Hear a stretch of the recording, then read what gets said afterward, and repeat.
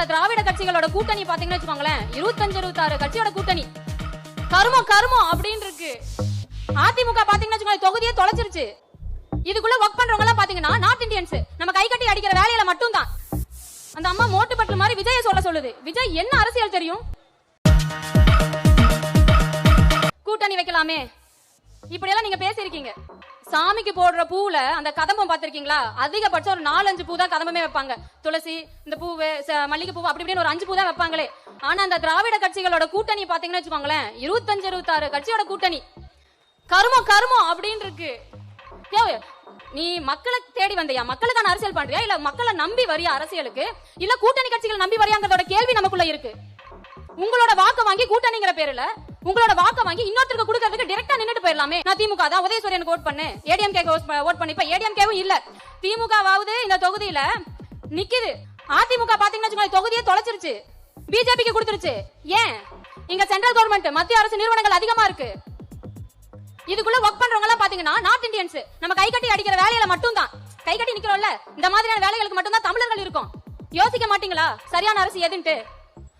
பரப்புரைக்கு இங்க தான் போறேன், நம்ம ஆவடி மார்க்கெட்டுக்கு தான் போறேன். திருமண தசையெல்லாம் வடக்கன்ஸ் தான் இருக்காங்க. யார்கிட்ட நோட்டீஸ் கொடுக்கறதுனே தெரியல. எப்படி ஸ்கெட்ச் பாருங்க. வடக்கர்களை வந்து வர வச்சிருவாங்க, பிஜேபி கூட்டணி வடக்கர்களை வர வச்சுட்டு வாக்குரிமையை கொடுத்துருவாங்க. அப்ப இது யாருக்கான மண்ணா இருக்கும்? எப்படி ஈழத்தில் நம்ம அடிச்சு துரத்தப்பட்டோமோ அதே மாதிரி தான் ஆவடியில இருந்தோம். Get ready people. BJP vote பண்ணா இதுதான். 1க்கு 3 அமைச்சர் இந்த ஆவடி தொகுதியில. அமைச்சர் அப்படின்னா தமிழ்நாட்டுக்கே அமைச்சரு, சொந்த தொகுதியை பாத்துக்க வக்கில்லாத அமைச்சரு. எப்படி தொகுதி தாண்டி வருவாங்கன்னு தெரியல, எப்படி தன்னோட வீட்டை தாண்டி வருவாங்கன்னு தெரியல. ஓட் கேட்க எந்த எம்எல்ஏப்பா வராங்க? நாங்க தான், நாம் தமிழர் கட்சி பிள்ளைகள் தான் நோட்டீஸ் எடுத்துக்கிட்டு எளிய மக்களோட புரட்சி உங்களுக்கு தெரியும். பெரிய பணக்காரங்களா இல்லங்க, எல்லாம் வேலை வெட்டி விட்டுட்டு குழந்தைங்களுக்கு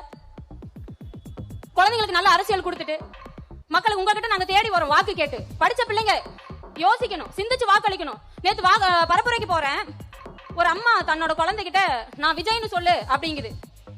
இந்த மோட்டு பட்ல கதையெல்லாம் பார்த்திருப்பீங்க, இந்த சோட்டா பீம் எல்லாம் பார்த்திருப்பீங்கல்ல, அதெல்லாம் ஒரு திரையில வர ஒரு குட்டி குட்டி ஆக்டர்ஸ்.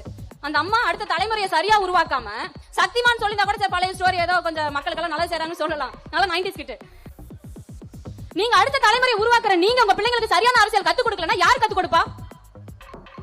3 அமைச்சர்கள் இந்த தொகுதி இருந்துமே அடிப்படை பிரச்சனை அப்படியே தான் இருக்கு. பாதாள சாக்கடை பிரச்சனை. நான் சுத்தி ரோடு போட்டுட்டு இருக்காங்கப்பா. நேத்து நைட்டு எங்க அண்ணா அட்வொகேட் ஆர்கே அண்ணா கூட நான் கார்ல போயிட்டு இருக்கேன். அட்வான்ஸ்டு டெக்னாலஜியா கேள்விப்பட்டிருப்பீங்க, டெக்னாலஜியான்ட்டு. சும்மா அதுவும் வடக்கம் தான். வண்டி ஓட்டுறவன் வடக்கன், தார் அடிக்கிறவன் வடக்கன், எல்லாம் வடக்கம் தான். சின்ன ஒரு டியூப்ல இப்படி தார் அடிச்சுட்டு போகுது, பின்னாடி வண்டி தார் ரோடு போட்டுக்கிட்டு வருது. கரெக்டா எண்ணி வச்ச மாதிரி 30 நாள் எலெக்ஷன் முடிஞ்சது பிறகு தார் ரோடு பேத்துக்கிட்டு வந்துரும்.